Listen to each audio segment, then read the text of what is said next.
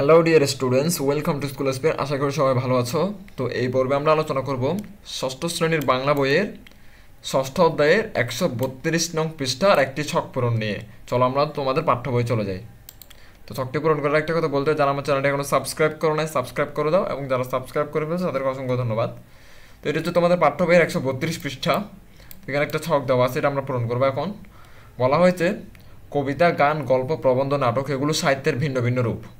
প্রতিটি রূপের বৈশিষ্ট্য আলাদা। নিজের ছকে তুলনা করার জন্য কয়েকটি বৈশিষ্ট্যের উল্লেখ করা আছে। টিক চিহ্ন অথবা ক্রস চিহ্ন দেওয়ার মাধ্যমে তোমার ছকটি পূরণ করো। এর ফলে সাহিত্যের বিভিন্ন রূপ তোমাদের কাছে স্পষ্ট হবে। চলো আমরা আগে দেখে নিই। এখানে বলা হয়েছে নাম্বার ওয়ান হচ্ছে এক নাম্বার হচ্ছে মিল শব্দ। মিল শব্দ জিনিসটা এই লাইনে আমরা পূরণ করব, মানে কবিতার মধ্যে আছে নাকি, গানের মধ্যে আছে নাকি, গল্পের মধ্যে বা প্রবন্ধের মধ্যে বা নাটকের মধ্যে আছে কিনা। তো আমরা প্রথমে জানি যে কবিতার মধ্যে কিন্তু মিল শব্দ আছে, এটা টিক মার্ক। মিল শব্দ গানের মধ্যেও আছে, মিল শব্দ গল্পের মধ্যে কিন্তু নাই, তাহলে এখানে ক্রস।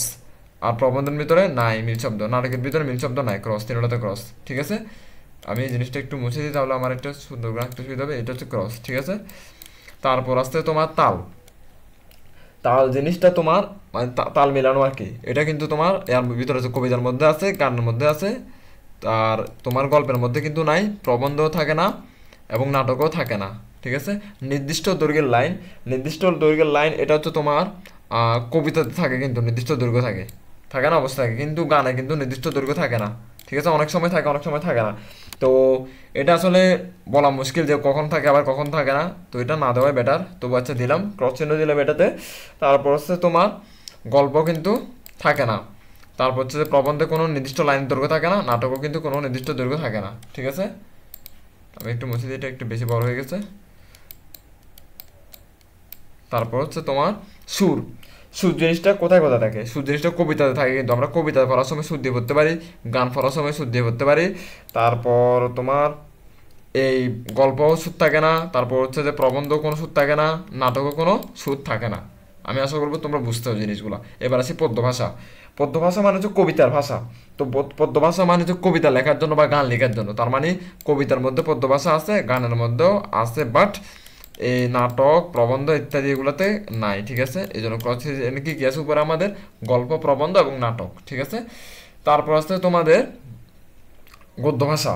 গদ্য ভাষা কিন্তু তোমার কবিতা এবং গানে থাকে না, তো এটা ক্রস দিলাম আমি, কারণ কবিতায় গদ্য ভাষা আমরা ইউজ করি না। গদ্য ভাষা আর এগুলো আমরা গানে ইউজ করি না। আমার গদ্য ভাষা কিন্তু এখানে ইউজ করি, গল্পে, নাটকে এবং প্রবন্ধে আমরা ইউজ করি। গল্প, প্রবন্ধ, নাটক, সরি, গল্প, প্রবন্ধ, নাটকে আমরা ইউজ করি। এবার আসছে কাহিনী।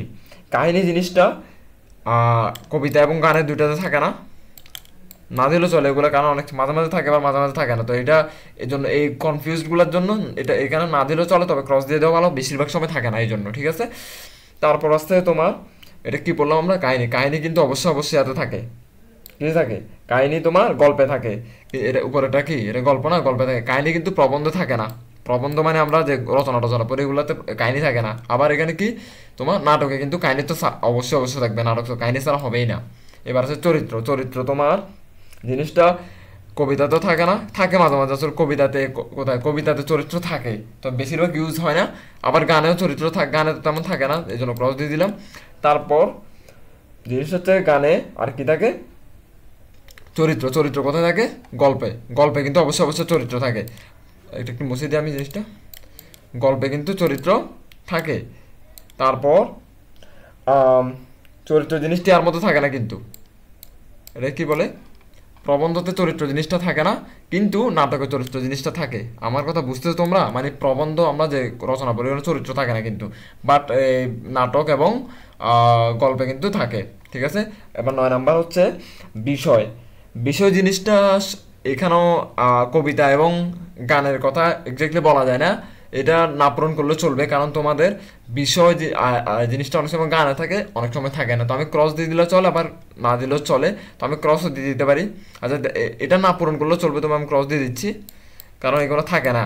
ঠিক আছে, বিষয় জিনিসটা, বাট এই গল্প, প্রবন্ধ এবং নাটক এগুলোতে থাকে বিষয়। ঠিক আছে। এবার আস্তে আস্তে অনুচ্ছেদ। অনুচ্ছেদ জিনিসটা ঠিক একইভাবে, এটা থাকেই না, কোনো কোনো ওয়েতে থাকে না এগুলা। তারপর হচ্ছে তোমার ইয়াতে থাকে অনুচ্ছেদ, তোমার ইয়াতে থাকে, গল্পে থাকে, কিন্তু এটা কি গল্প।